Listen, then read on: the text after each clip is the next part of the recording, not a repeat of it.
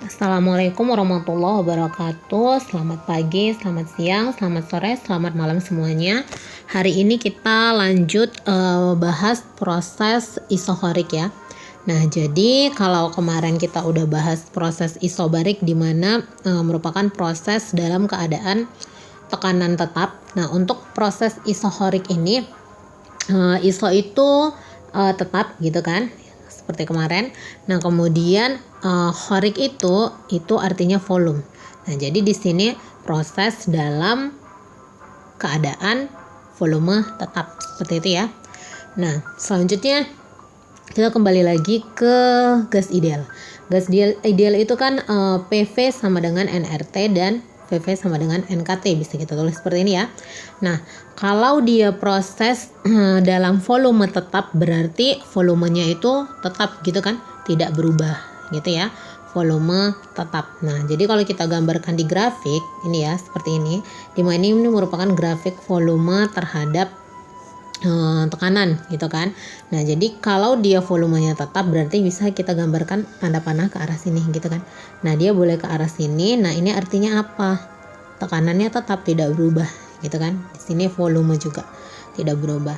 Nah, selain itu tanda panahnya juga bisa ke arah bawah gitu kan. Nah, ini juga artinya proses isohorik gitu kan. Nah, ini volumenya dia tidak berubah, dia tetap seperti ini.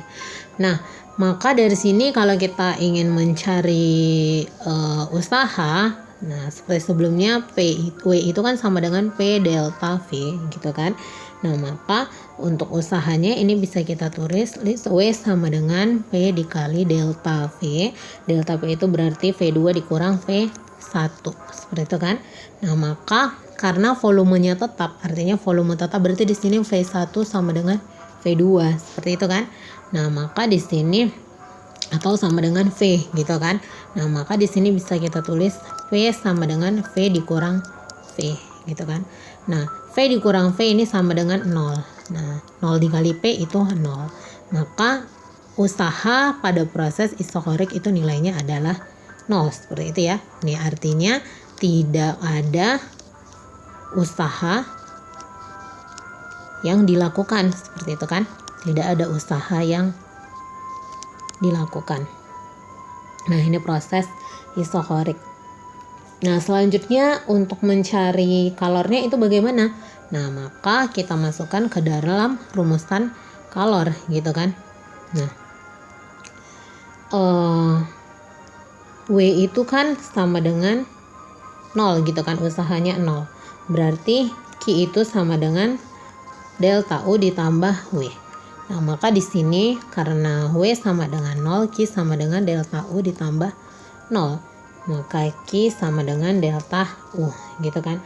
Nah, maka di sini kalornya itu sama dengan perubahan energi dalam gitu kan. Jadi besarnya kalor sama dengan besarnya perubahan energi dalam. Nah, seperti itu.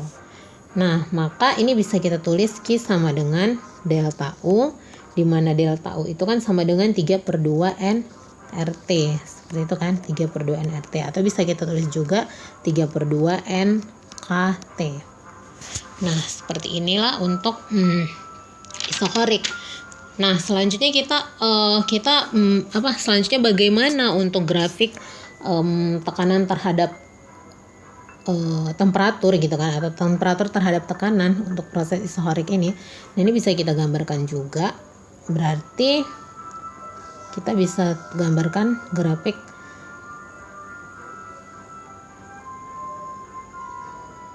tekanan terhadap temperatur terhadap tekanan gitu kan. Nah, dimana kita ketahui bahwa pada proses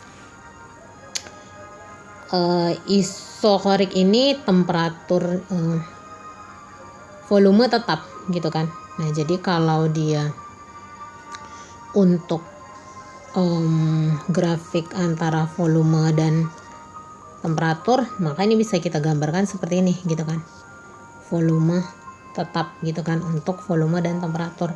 Nah, untuk untuk temperatur dan tekanan itu berarti kalau kita ambil dari VV sama dengan nRT gitu kan. Nah, dimana di sini volumenya tetap, berarti ini 0 gitu kan. Nah, kalau ini 0, ini juga kita abaikan karena yang kita ambil adalah temperatur dan tekanan. Maka bisa kita lihat di sini V itu sama dengan T, artinya ini berbanding lurus gitu kan. Nah, maka artinya kalau P1, T juga 1, kalau P2, T-nya juga 2 dan seterusnya. Nah, jadi dia kalau kita gambarkan ini 1, ini 1, ini 0, ini 0, ini 2, 2, ini 3, 3, maka dia akan berupa garis lurus. Nah, inilah grafik isokorik di mana ini merupakan grafik temperatur grafik temperatur terhadap tekanan seperti itu ya. Nah, ini untuk proses isokorik. Selanjutnya yang ketiga itu proses isotermik gitu kan. Nah, jadi selanjutnya kita masuk ke proses isotermik ya. Isotermik.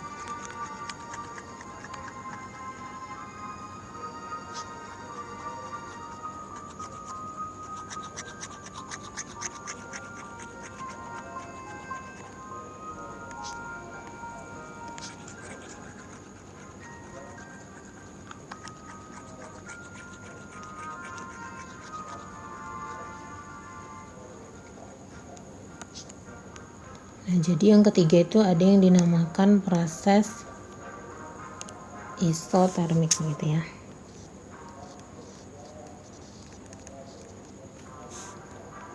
Nah, isotermik ini sendiri seperti tadi, iso itu tetap, tem ini artinya temperatur atau suhu gitu kan, atau biasa kita sebut dengan suhu. Jadi ini merupakan suhunya, proses dimana suhu dalam keadaan tetap gitu kan, keadaan tetap, ini yang disebut dengan proses isotermik. Nah, seperti itu. Nah, maka untuk proses isotermik ini karena suhu tetap, berarti ini bisa kita tulis T1 sama dengan T2 sama dengan T gitu kan, karena suhunya sama tetap gitu kan. Nah, maka untuk energi dalamnya, rumus untuk energi dalam delta U sama dengan 3/2 nRT gitu kan. Nah, karena ini T-nya 3/2 N, R di sini delta T ya, delta T. Karena di sini T-nya itu sama atau tetap, maka ini bisa kita tulis 3/2 NR T dikurang T, atau T1 dikurang T2, atau T dikurang T gitu kan. Nah, maka di sini ini bisa kita tulis 3/2 NR T dikurang T, maka delta U sama dengan ini 0 gitu kan. Ini 0, ini 0 berarti dikali konstan itu berarti 0. Maka di sini artinya perubahan energi dalamnya itu bernilai 0 gitu kan. Perubahan energi dalamnya sama dengan 0. Ini untuk proses isotermik seperti itu ya. Nah, maka selanjutnya kita bisa mencari Q, kalornya. Maka Q sama dengan delta U ditambah W.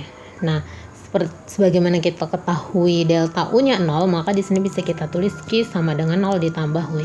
Maka Q sama dengan W. Artinya kalornya itu sama dengan usahanya gitu kan. Nah, usaha sendiri, W sendiri di sini nRT ln V2 per V1. Nah, inilah untuk usaha pada proses isotermik gitu kan. Nah, selanjutnya bagaimana untuk grafiknya gitu kan. Nah, untuk proses isotermik sendiri untuk grafiknya, kalau kita masuk ke PV nRT seperti ini. Nah, dimana suhunya konstan gitu kan, artinya bagian sini ini konstan, suhu konstan gitu kan. Nah, maka di sini VV ini sama dengan 1 gitu kan. Nah, maka kalau kita tulis V itu sama dengan 1 per volume gitu kan, karena 1 per volume. Maka kalau kita gambarkan ini persamaan ini ke grafik, ini gambarnya seperti ini. Jadi di sini volume terhadap tekanan gitu kan, ini ya volume terhadap tekanan, ini gambarnya. Jadi dia itu seperti ini, melengkung ya, jadi dia melengkung. Jadi ini arahnya ke sini, bisa juga arahnya ke atas gitu kan. Nah jadi ini kalau di sini ada P1 berarti di sini ada P2 gitu kan. Nah, dan di sini ada volume 1, di sini ada volume 2 gitu. Nah, artinya kalau dia ke arah bawah ini artinya dia mengembang, volumenya mengembang gitu kan. Nah, kalau dia ke arah atas ini artinya menyusut. Nah, seperti itu ya, menyusut. Nah, selanjutnya untuk grafiknya yang lain itu bisa ada grafik. Kalau kita gambarkan grafik P terhadap temperatur terhadap tekanan, nah artinya temperaturnya tetap, berarti dia seperti ini. Nah bisa juga oke. Dia bisa seperti ini ke atas, nah temperaturnya tetap, atau ke bawah temperaturnya tetap. Atau kalau gambar grafik temperatur terhadap volume, sama juga ya. Kalau kita ganti volume di sini temperaturnya tetap, berarti dia bisa ke arah atas dan bisa ke arah bawah. Nah ini grafik untuk proses isotermik. Nah seperti itu ya, isotermik. Nah selanjutnya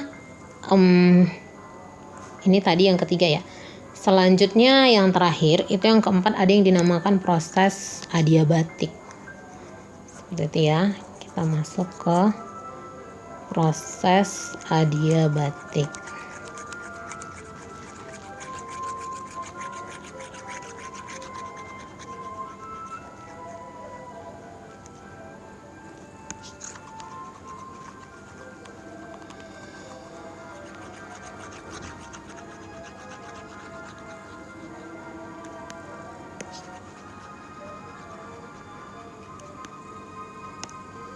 Nah, yang keempat ini proses adiabatik. Nah, proses adiabatik itu sendiri itu merupakan proses di mana tidak ada pertukaran kalor gitu ya. Jadi di sini Q-nya itu sama dengan 0. Artinya tidak ada pertukaran kalor. Nah, jadi contohnya kalau misalnya ada es gitu kan, es dan air panas disatukan, itu dia tidak bisa tercampur kalau dia prosesnya itu adiabatik. Tapi kalau dia tidak merupakan proses adiabatik, es dan air panas ini akan melakukan pertukaran kalor seperti itu ya.